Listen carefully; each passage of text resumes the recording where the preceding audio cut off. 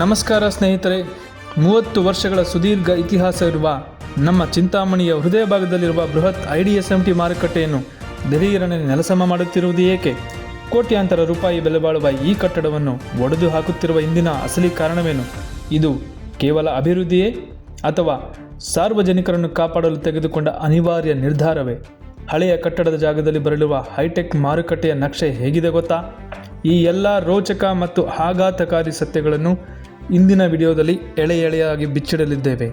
ವಿಡಿಯೋವನ್ನು ಕೊನೆಯವರೆಗೂ ತಪ್ಪದೇ ವೀಕ್ಷಿಸಿ. ಸ್ನೇಹಿತರೆ, ಈ ಮಾರುಕಟ್ಟೆ ಇತಿಹಾಸವನ್ನು ಒಮ್ಮೆ ಹಿಂತಿರುಗಿ ನೋಡಿದರೆ ಅಂದಿನ ಚಿಂತಾಮಣಿಯ ಶಾಸಕರು ಮತ್ತು ಸಚಿವರಾಗಿದ್ದ ಶ್ರೀ ಚೌಡರೆಡ್ಡಿಯವರ ಒಂದು ದೂರದೃಷ್ಟಿಯ ಒಂದು ಫಲವಾಗಿ 1993-94 ಸುಮಾರಿಗೆ ಜಪಾನ್ ಮಾದರಿಯಲ್ಲಿ ಚಿಂತಾಮಣಿಗೆ ಒಂದು ವಿನೂತನ ವಾಣಿಜ್ಯ ಮಳಿಗೆಗಳ ಸಂಕೀರ್ಣವನ್ನು ನಿರ್ಮಿಸುವ ಯೋಜನೆ ಆರಂಭವಾಗಿತ್ತು. ಅಂದು ಹಳೆ ತರಕಾರಿ ಮಾರುಕಟ್ಟೆ ಮತ್ತು ಸಂತೆ ಮೈದಾನವನ್ನು ಕೆಡವಿ ಕೋಟ್ಯಾಂತರ ರೂಪಾಯಿ ವೆಚ್ಚದಲ್ಲಿ ಈ ಕಟ್ಟಡ ನಿರ್ಮಾಣ ಶುರುವಾಯಿತು.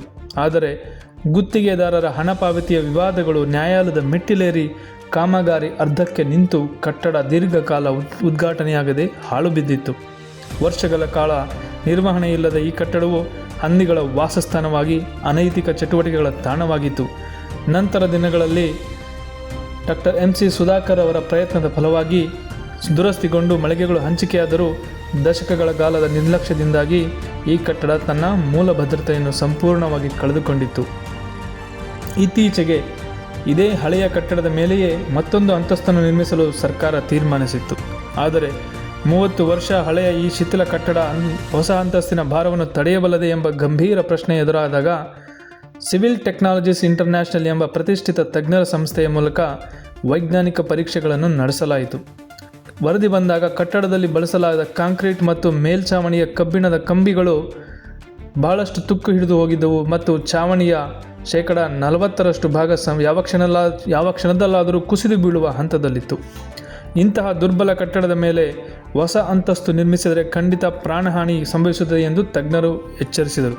ಇತ್ತೀಚೆಗೆ ಬೆಂಗಳೂರಿನ ಬೌರಿಂಗ್ ಆಸ್ಪತ್ರೆಯ ಕಾಂಪೌಂಡ್ ಗೋಡೆ ಕುಸಿದು ಅಮಾಯಕರು ಪ್ರಾಣ ಕಳೆದುಕೊಂಡ ದುರ್ಘಟನೆ ಚಿಂತಾಮಣಿಯಲ್ಲಿ ಮರುಕಳಿಸಬಾರದು ಎಂಬ ಮುನ್ನೆಚ್ಚರಿಕೆಯಿಂದ ಜಿಲ್ಲಾಧಿಕಾರಿಗಳು ಈ ಕಟ್ಟಡವನ್ನು ಸಂಪೂರ್ಣವಾಗಿ ನೆಲಸಮ ಮಾಡಲು ಕಟ್ಟುನಿಟ್ಟಿನ ಆದೇಶ ಹೊರಡಿಸಿದರು.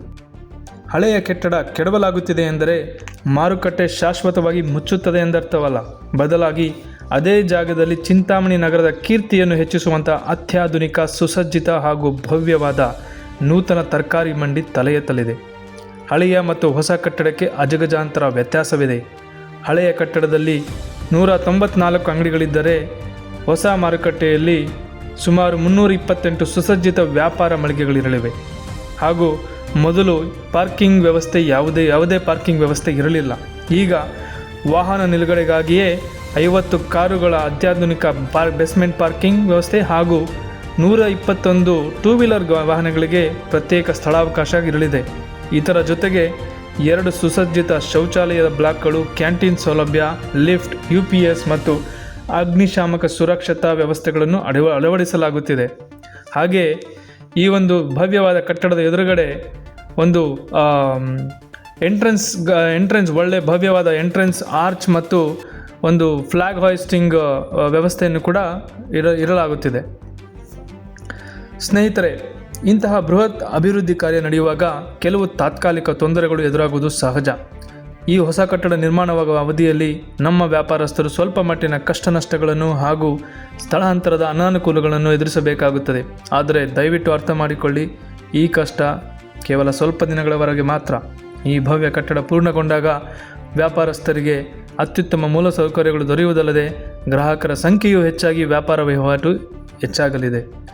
ಕೊನೆಯದಾಗಿ ಒಂದು ಬಹುಮುಖ್ಯವಾದ ಒಂದು ಯೋಚನೆ ಎಂದರೆ, ಯೋಜನೆಗಳು ನಡೆಯುವಾಗ ಕೆಲವರು ತಮ್ಮ ವೈಯಕ್ತಿಕ ಹಿತಾಸಕ್ತಿಗಳಿಗಾಗಿ ಕಟ್ಟಡ ಕೆಡವುತ್ತಿರುವುದರ ಹಿಂದೆ ಬೇರೆ ಉದ್ದೇಶವಿದೆ, ಯಾರಿಗೂ ಅನ್ಯಾಯವಾಗುತ್ತಿದೆ ಎಂಬಂಥ ಸುದ್ದಿಗಳನ್ನು ಹರಡಬಹುದು. ಸಾರ್ವಜನಿಕರು ಹಾಗೂ ವ್ಯಾಪಾರಸ್ಥರು ಇಂತಹ ವದಂತಿಗಳಿಗೆ ಕಿವಿಗೊಳಗಾರಬಹುದು.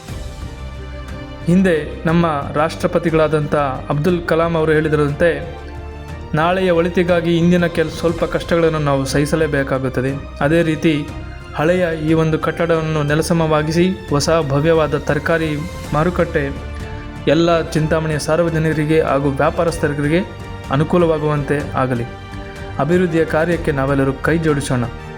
ಈ ಉಪಯುಕ್ತ ಮಾಹಿತಿ ನಿಮಗೆ ಇಷ್ಟವಾಗಿದ್ದರೆ ವಿಡಿಯೋವನ್ನು ಲೈಕ್ ಮಾಡಿ, ಪ್ರತಿಯೊಬ್ಬರಿಗೂ ಶೇರ್ ಮಾಡಿ ಹಾಗೂ ನಮ್ಮ ಚಾನಲ್ಗೆ ಸಬ್ಸ್ಕ್ರೈಬ್ ಆಗುವುದನ್ನು ಮರೆಯಬೇಡಿ. ಧನ್ಯವಾದಗಳು.